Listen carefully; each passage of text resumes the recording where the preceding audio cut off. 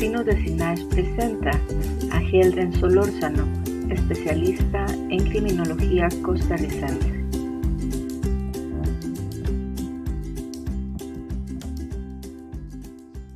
Muy buenas noches, te da Revista Cultural Besania a Heldren Solórzano, una especialista licenciada en criminología, que nos va a contar esta noche qué es criminología y lo que tiene que ver en la literatura.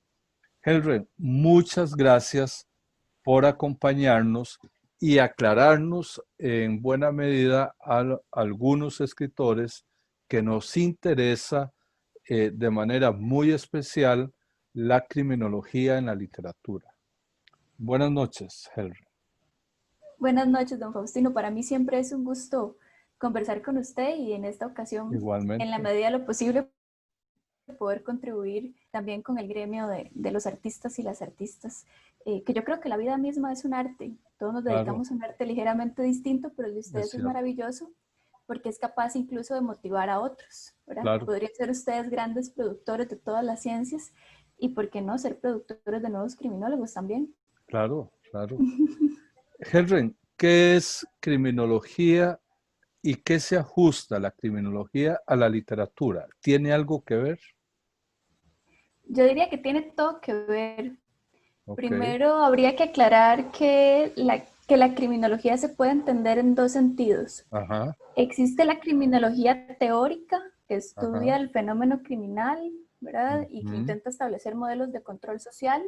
Y existe la criminología, vamos a decir, parte formativa y aplicada, que en Latinoamérica está compuesta no por la criminología pura, sino también por la criminalística, la investigación criminal, y que además se alimenta de otras ciencias de campo o otras ciencias del conocimiento que podría vincularse más con el trabajo policial.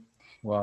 En la aplicación, ahora sí, a la investigación criminal, de los fenómenos solo delictivos, y que en muchos casos también se relaciona fuertemente con la psicología criminal y con la sociología criminal, y especial o particularmente con el derecho penal.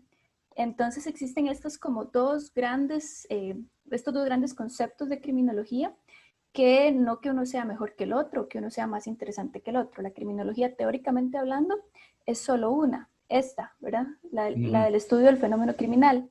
Pero en Latinoamérica, la mayoría de las personas que se forman en criminología se forman con un abanico de posibilidades muy amplio, porque en su proceso de desarrollo tienen contacto con muchísimas especialidades, con muchísimas posibilidades, y eventualmente en la práctica, en el ejercicio profesional, nos distinguimos los criminólogos porque estamos incorporados en un gran número de empleos.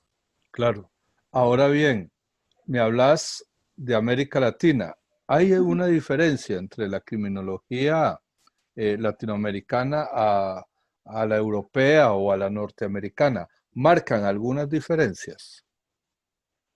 Especialmente en el proceso de formación y en la práctica. Ah, muy bien. Por ejemplo, ya en Europa, incluso los españoles, los catalanes, creería yo particularmente, pero en España, ya los hay profesionales que abandonaron el título de criminología, se rehúsan a ser llamados criminología, principalmente por los grandes castigos de la historia que todavía arrastramos los criminólogos, que tienen que ver con que muchas de las teorías criminológicas que establecían el origen del hombre delincuente como una persona no evolucionada, como una suerte de especie inferior, son las mismas teorías que se utilizaron, por ejemplo, en el apartheid.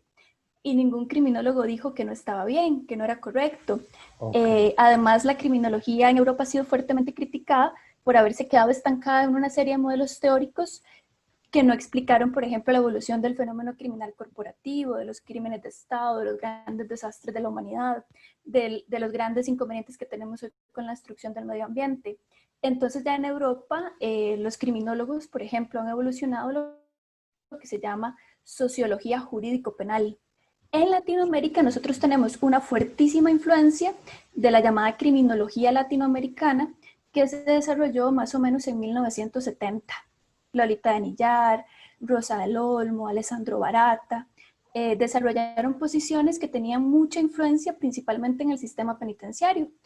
Justamente en 1970 nosotros le ponemos dentro de la Dirección General de Actuación Social al órgano técnico que toma decisiones en materia penitenciaria, Instituto Nacional de Criminología.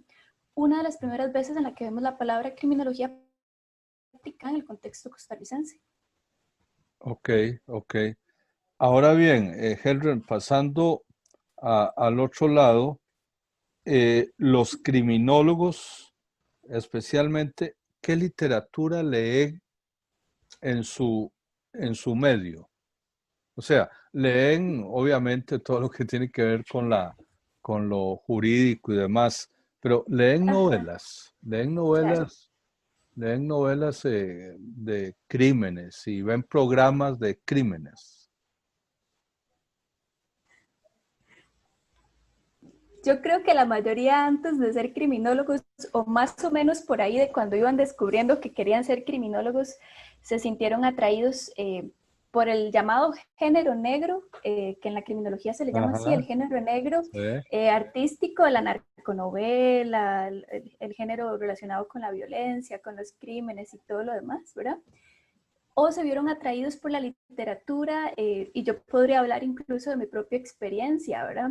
Haber empezado a leerse un libro de Mary Shelley, ¿verdad? Un Frankenstein, y no Ajá. intentar entender dentro de la novela cuál era el concepto de la investigación, de la ciencia, del ser más allá de la carne, ¿verdad? Del espíritu, de la influencia que tenían, cómo nos comportábamos, la reacción social frente al ideal de monstruo.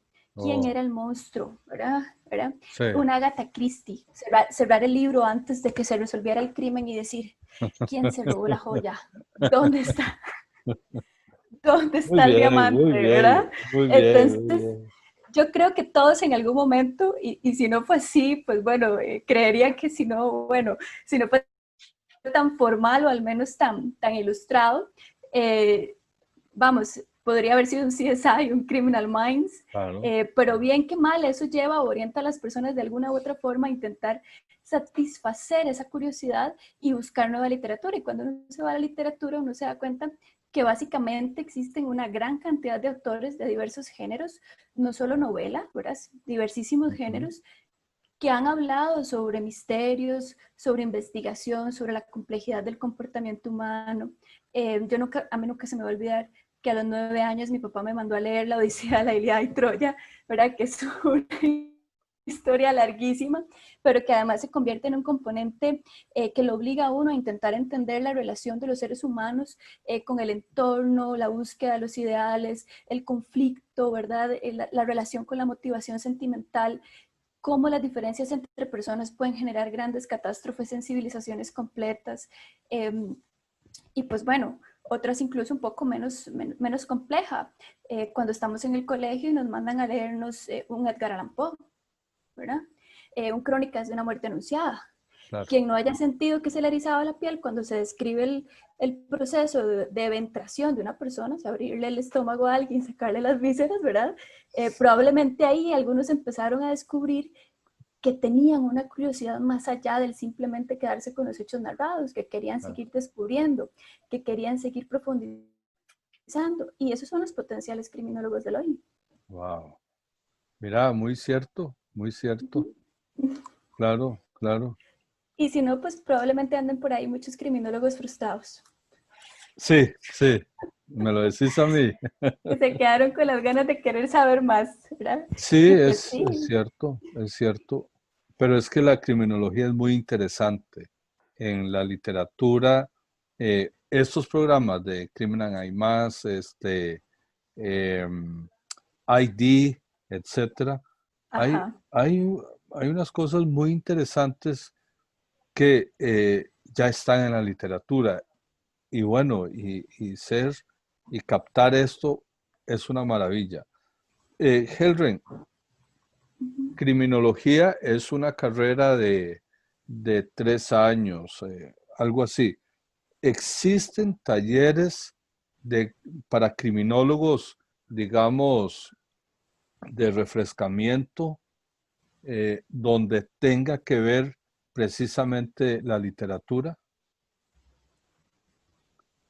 Hemos intentado desde la academia hacer algunos ejercicios para poder vincular más a la literatura con la criminología, pero además porque Más recientemente en la historia nos dimos cuenta, los que nos dedicamos a la academia principalmente, que existe un gran vacío de los y las muchachas que creen que no les gusta leer. Y en alguna ocasión cuando conversábamos, incluso con usted, don Faustino, nosotros, al menos yo, tengo la firme convicción de que no es que a los chicos no les guste leer, es que no han descubierto qué les gusta leer. Claro. Porque en todo nuestro proceso de formación hemos experimentado una imposición de la literatura como un elemento académico unidireccional, sí, que responde a intereses muy particulares, ¿verdad? Y no respondía al nuestro propio. Entonces, nosotros en la academia de la universidad intentamos hacer algunos ejercicios de vinculación de la literatura, principalmente porque somos conscientes de que en Costa Rica hay unos, grandes artistas que han hecho un ejercicio por recuperar casos verdaderos, sí, y convertirlos en alguna expresión artística, no solo en libros o en obras escritas, también tenemos obras de teatro, tenemos algunos cortometrajes, tenemos, ¿verdad? Incluso tenemos arte, pintura, ¿verdad? Murales, grafitis, que están vinculados con algunos hechos históricos en nuestro país y que son de mucha relevancia para la criminología. También con casos particulares de investigación criminal que han sido muy interesantes. Aparte de eso, creo que no ha existido un interés real, ¿verdad?, de parte de los criminólogos por abrir esos espacios.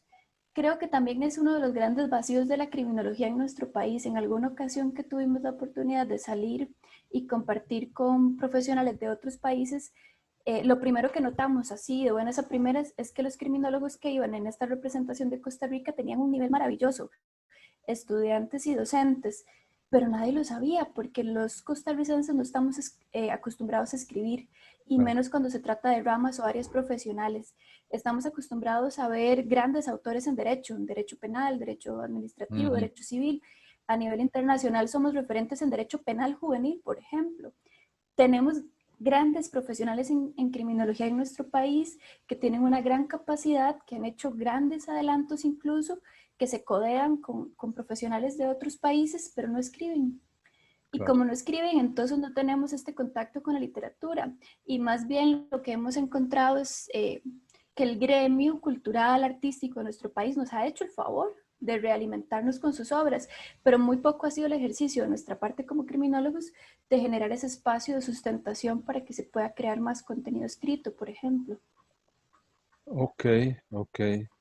Qué interesante esta parte, porque pueden haber criminólogos frustrados en literatura como escritores, ¿verdad? Sería cuestión de motivarlos a que escriban sobre el oficio, ¿verdad? Sería muy, muy interesante. ¿Hay algún proyecto dentro de sus labores profesionales de la redacción de los crímenes? O sea, sabemos que todos los expedientes y demás están en las bibliotecas o en los archivos de ustedes, judiciales. en los archivos judiciales. ¿Tienen ustedes algún programa dentro de esto? No, los expedientes judiciales se archivan y históricamente se conservan basados en la norma institucional para la codificación del expediente, que es darle un número de sumaria y se archivan en sumaria en orden de resolución. En el archivo, pues bueno, se aplican criterios de archivística para mantenerlos en buen estado de conservación y demás. Hay que recordar también que una buena parte de las investigaciones criminales debe transcurrir algún tiempo para que sean de conocimiento público y además por el tema de la confidencialidad de los datos, hay una buena cantidad de los datos que se deben de suprimir o que se deben de evitar que sean de conocimiento público. Pero guardo esta razón en que en el país no tenemos el buen hábito de crear memorias históricas. Entonces no existen, o al menos no que yo sepa o que se haya concretado algún ejercicio colegiado, público o difundido para crear una memoria ¿verdad? De algunos crímenes o algunos delitos que hayan pasado en el país, que se hayan resuelto o no, y que puedan servir como base de conocimiento para futuras generaciones. Por eso llamo memoria, ¿verdad? Y probablemente por eso es que con alguna periodicidad, por ejemplo, en los medios de comunicación hacen reportajes de se acaban de cumplir 20 años del caso tal, se acaban de cumplir tantos años del caso tal, y son ellos los encargados de hacer una compilación histórica de los hechos, llamar, entrevistar y conocer opiniones o posiciones.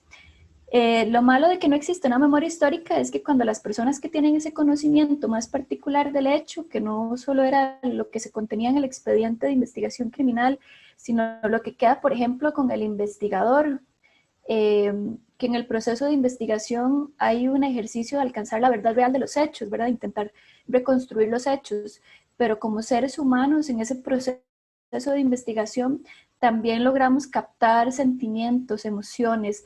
Hay algunos elementos que no pudimos demostrar, no llegamos a la certeza procesal, pero hay vamos a decirle un título, a lo que llamamos certeza policial, ¿verdad? Algunos investigadores encargados de algunos casos particulares que dicen yo estoy seguro, ¿verdad? Porque yo hice la investigación, porque yo en el campo pregunté, porque yo vi, pero no tuve los elementos técnicos, científicos suficientes para alcanzar la veracidad procesal, para una resolución jurídica del caso. Todo eso que no está en el expediente de investigación probablemente va a morir con el investigador, si no es que el investigador, como algunos que sí lo han hecho, deciden escribir un libro. Porque no habría otra forma de recuperarlo. Heldren, una última pregunta. Llega un escritor y te pregunta, ¿qué debo saber en criminología para escribir un libro, una novela sobre un crimen? ¿Qué recomendarías vos? Para escribir un libro, una novela sobre un crimen. Ajá.